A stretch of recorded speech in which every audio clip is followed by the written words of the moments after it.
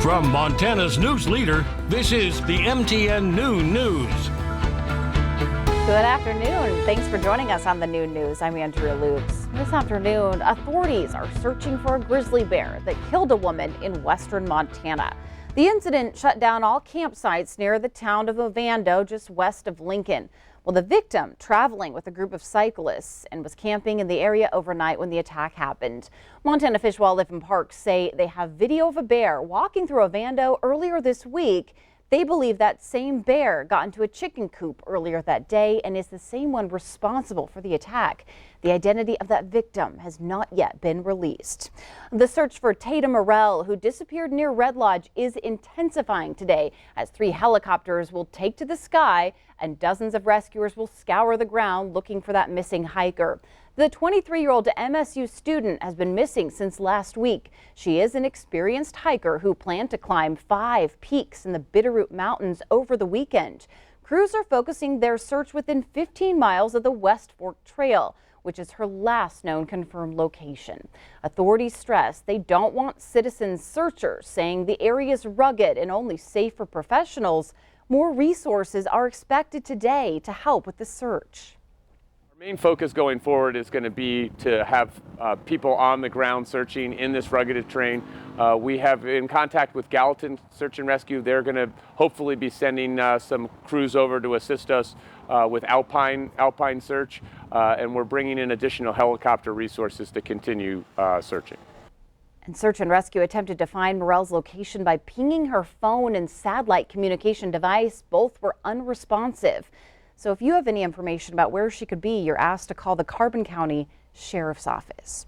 Okay, we are going to check in on the weather with our Miller Robson. Man, you have just been tracking a lot of stuff lately. Yeah, we actually had a tornado yesterday as well. It was a brief tornado. And on that note, let's take a look at those storm reports. Now, mainly we just had hail and damaging wind reports, central Montana, moving over to the east and north central Wyoming. But you'll notice just west-northwest of Hays and Blaine County, we did have a brief tornado touchdown. It was over ranch land, so it wasn't accessible to get a full report, but we do know it was a tornado of unknown strength. It was on the ground for just under 4 miles, the path width about 30 miles. Now, we do have rain and some storms pushing in already in western Montana ahead of a cold front that could wreak havoc today through this evening with the possibility of more severe weather. Where could that hit? I'll let you know with the main forecast coming up. Hope everyone was safe in that, Miller. Thanks so much. Another Democrat has entered the 2022 race for Montana's new congressional seat, Monica Trunnell, an attorney from Missoula. She filed her papers Monday this week, then launched her campaign with a 2-minute video. The video highlighted her background as an Olympic rower and growing up in a ranch in eastern Montana. Trunnell said she's a Democrat because Republican economic policies have hurt the middle class.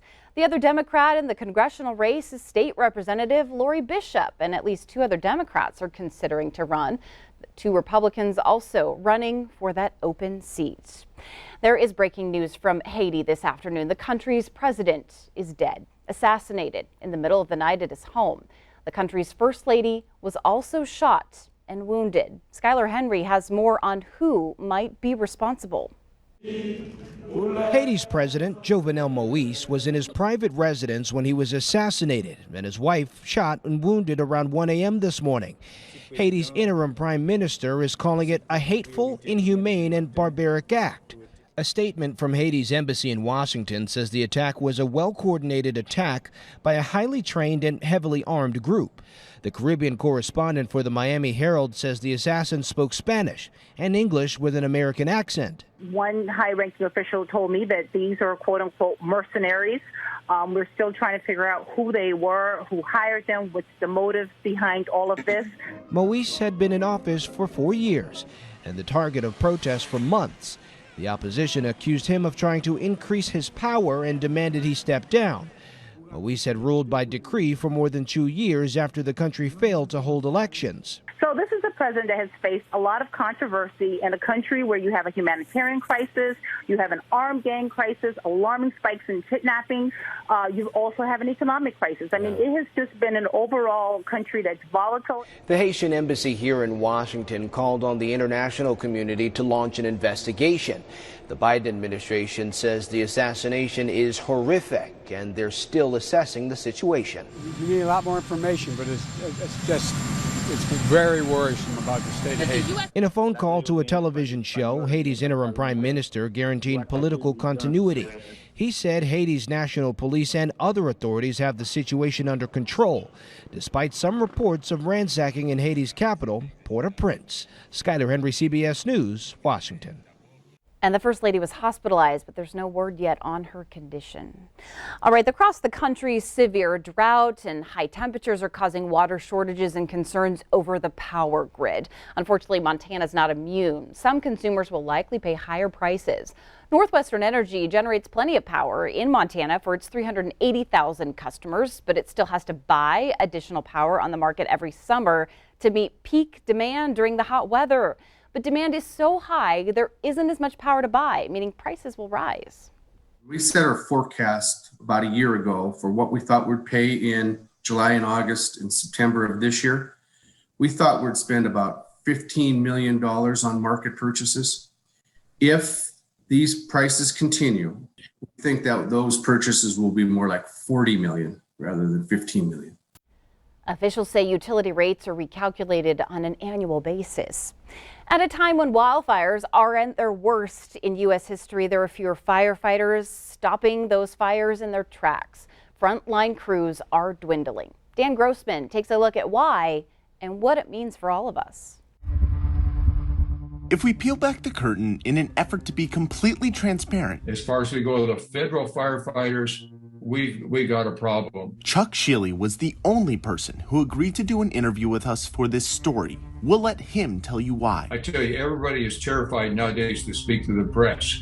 That's probably the reason you can't get any smoke jumper to talk to you, because they have to go through the public information officer. A man who enveloped himself in a curtain of smoke for 34 years cutting fire lines. He now works as the vice president of the National Smoke Jumper Association in an effort to peel back the curtain on why fewer men and women, many of them young, are joining his former profession. It's tough to hire people now because you could go to the local McDonald's and make $15 an hour, or you could jump out of an airplane and make $15 an hour plus a little overtime. According to Chuck, the wage gap between federal hotshots, many of whom are employed by the U.S. Forest Service, and private entities is massive. In an email, the U.S. Forest Service told us the pay for federal hotshots is about half of what it is at the state level. A CNN analysis of the pay structure digs deeper, showing that discrepancy in California, our country's most prone state to wildfires, is in the range of $38,000 per year. 3 years ago or 4 years ago,